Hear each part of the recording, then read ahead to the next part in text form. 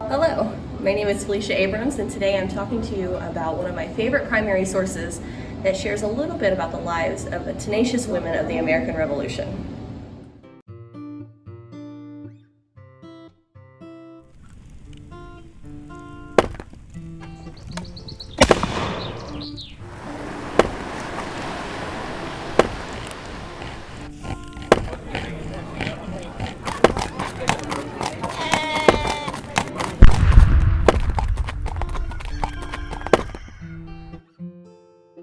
Elizabeth, Angelica and Peggy Schuyler, Martha Washington, Peggy Shippen, Abigail Adams, Deborah Sampson, Anna Strong. These women are all well known for their roles during the American Revolution.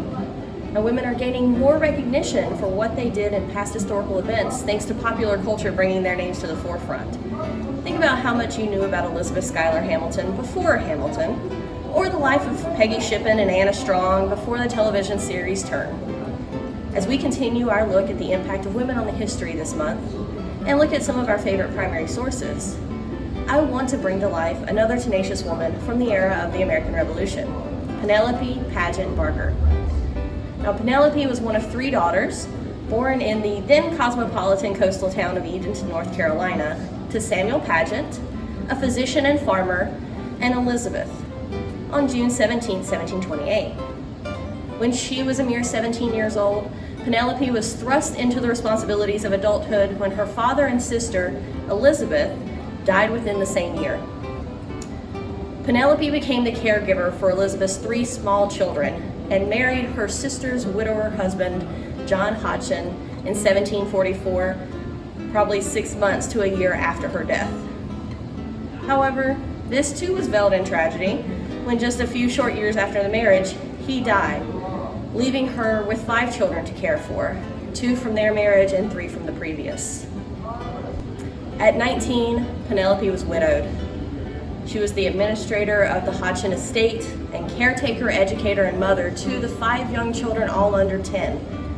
She inherited a large amount of property from her husband, and this is in contrast to the normal of that time period when widows received a small portion of the husband's estate, just enough to serve as a sizable dowry to ensure their remarriage. A most eligible widow, though, she remarried quickly James Craven, a wealthy planter and politician, in 1751. He too died just 2 years after they wed, leaving her a widow once again. However, Craven had no other heirs, and she inherited his entire estate, making her one of the richest, if not the richest, woman in North Carolina at the time.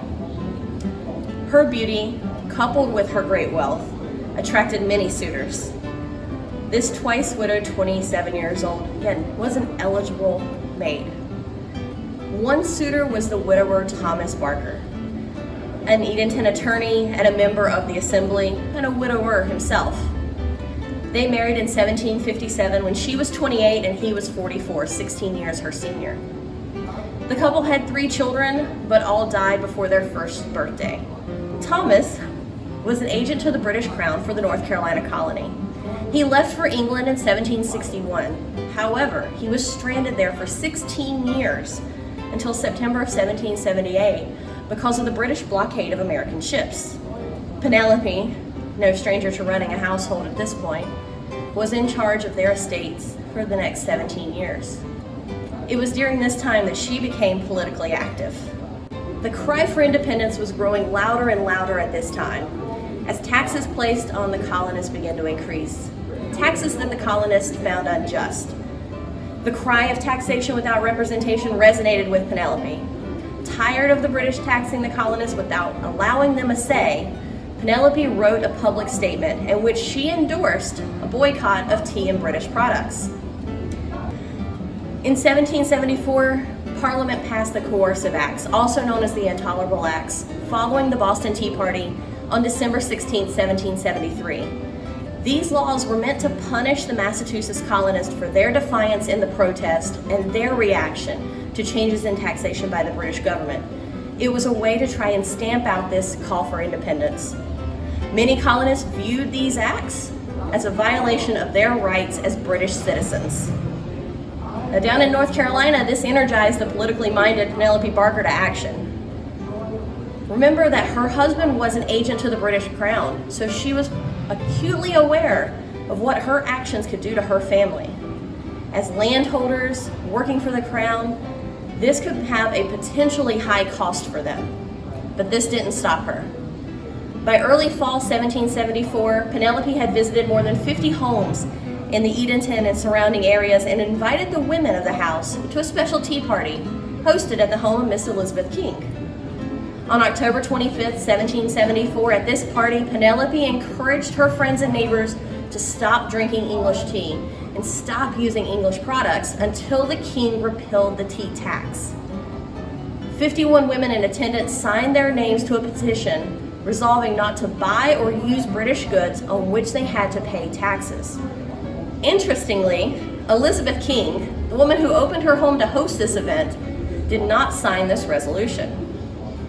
Their resolution to show support of North Carolina's Provincial Assembly read, "As we cannot be indifferent on any occasion that appears nearly to affect the peace and happiness of our country, and it has thought necessary for the public good to enter into several particular resolves by a meeting of members deputed from the whole province, it is a duty which we owe not only to our near and dear connections who have concurred in them, but to ourselves who are essentially interested in their welfare, to do everything as far as lies in our power to testify our sincere adherence to the same, and we do therefore accordingly subscribe this paper as a witness of our fixed intention and solemn determination to do so." The Edenton Tea Party is the first recorded English women's political demonstration in the colonies. But garnering support was just the first step. Penelope knew that sending this petition to London could cause controversy. The London Advertiser and the Morning Chronicle caricatured this event, mocking the women and the inability of the men in the colony to control them. A political cartoon released portrayed the women as bad mothers with loose morals. Men in London stated that these women were stepping outside of their expected gender norms. But as a result of this action, women throughout the colony continued boycotting British goods. Penelope continued her boycott throughout the war. Once Thomas returned, her life returned to a little normalcy. In 1782, they constructed their house, which you can tour today in Edenton. Thomas Barker died in 1789, leaving Penelope all of his property. That included town lots, 2 plantations, 33 mahogany chairs, 53 enslaved people, watches, horses, and over 400 books. Penelope Pageant, Hodgson, Craven Barker died in 1796 at the age of 66. She was a rare colonial woman because she managed her own affairs and led this political action. She had borne 5 children, raised 4 others, and outlived all but one. She and Thomas are buried in the Hayes Plantation near Edenton. If you visit Edenton today, there is a memorial to this act of civil disobedience, a bronze marker in the shape of a teapot to mark the event where Penelope Barker and 50 other women signed their names to this resolution, supporting the actions of the Patriot cause. Thank you for joining me today. Please remember to comment, like, and subscribe to hear more stories from Jamestown Settlement and the American Revolution Museum at Yorktown here on our YouTube channel.